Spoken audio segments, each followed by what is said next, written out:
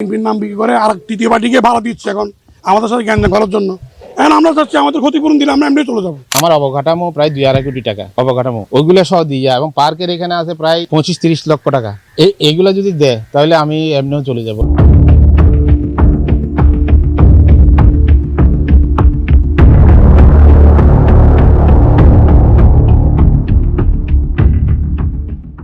চট্টগ্রামে নির্ঝুম ট্যুরিজম নামে একটি মিনি পর্যটন রেস্টুরেন্ট ও মৎস্য প্রকল্পে বিনিয়োগের নামে অর্থ আত্মসাৎ ও প্রতারণার অভিযোগ উঠেছে। শহীদুল আলম মামুন নামে এক ব্যক্তি এ অভিযোগ করেছেন।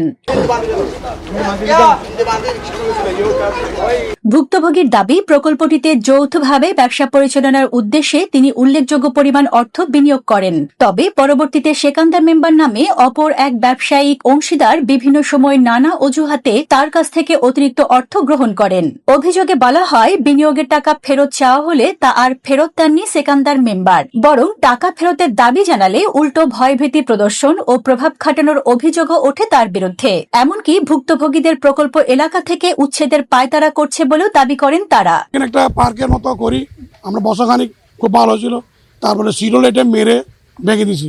ভেঙে দেওয়ার পরে বিভিন্ন কষ্ট মষ্ট করে আমি আবার বাইরে থেকে পুঁজি পাঠা আমার গাড়ি করে বিক্রি করে প্রায় 51-52 লাখ টাকার মতো খরচ করে গাড়ি ওয়াল করি।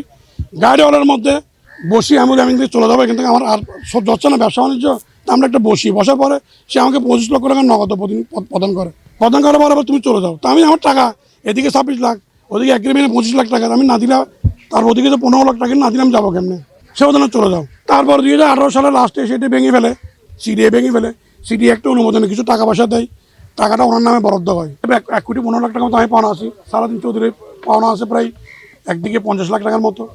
আরও সারাদিন যে কাজগুলি করছে প্রায় 3-4 কোটি টাকার উপরে কাজ করছে উনি ওয়াল গার্ড দিচ্ছে, মাটি ভরেছে, ঘর করছে, ওগুলি আলাদা। আমার কিছু সাথে ছবি আছে। উনি অনেক বড় নেতা ছিলেন বিএনপির, একসময় অনেক বড় নেতা ছিলেন। বিএনপির নাম বিক্রি করে, এখন বিএনপির নাম বিক্রি করে আর তৃতীয় পার্টিকে ভাড়া দিচ্ছে এখন আমাদের সাথে জ্ঞান করার জন্য। এখন আমরা চাচ্ছি আমাদের ক্ষতিপূরণ দিলে আমরা এমনি চলে যাবো। আমরা মারামারি দরকার নেই, আমাদের ডকুমেন্ট আছে, এগ্রিমেন্ট আছে, এগ্রিমেন্ট অনুযায়ী টাকা পয়সা আমাদেরকে দিয়ে দেয়, আমরা এমনি চলে যাবো। শুধু তার সঙ্গেই নয়, একই প্রতিষ্ঠানের মাধ্যমে আরো অনেকের সঙ্গে প্রতারণা করা হয়েছে বলে অভিযোগ রয়েছে সেকান্দার মেম্বারের বিরুদ্ধে। যেহেতু চেকগুলো আমাদের কাছে আছে, এখনো এইভাবে প্রতারণা করতে হচ্ছে। এখন দেখছি যে ও দলিল একটা, এই আরেকটা দিছে দলিল।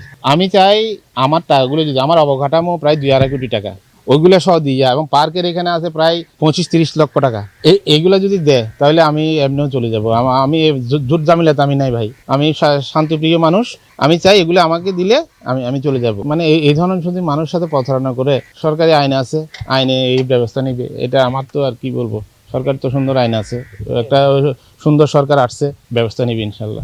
এদিকে প্রকল্প এলাকায় অবস্থানরত ভাড়াটিয়াদের অভিযোগ, তাদের জোরপূর্বক উচ্ছেদ করার জন্য একটি প্রভাবশালী চক্র বিভিন্নভাবে চাপ সৃষ্টি করছে। এতে করে তারা আতঙ্কের মধ্যে দিন কাটাচ্ছেন।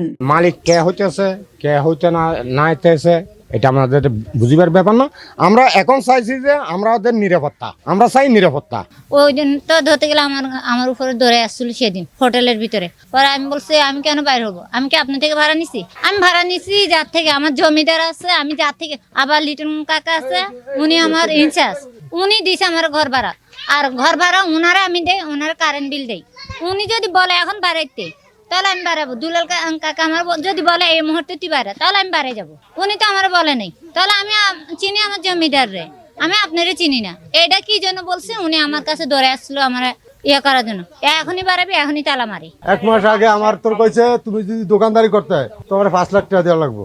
এরশাদের মানুষ ইমরান, তখন আমি বলছি যে আমি কেন ঘুষ দেবো, আমি কিসের ঘুষ দেবো, কারণ তোমরা মক্ত খাইছো। আমি কিন্তু মক্ত না, তো আমার মালিকের কাগজ আছে, গরম আছে, সব আছে, আমি তো কোনো ধরনের সিগনিবাজি দেই না। অভিযোগের বিষয়ে সেকান্দার মেম্বারের বক্তব্য জানতে মুঠোফোনে যোগাযোগ করা হলে তিনি জানান এসব অভিযোগ ভিত্তিহীন।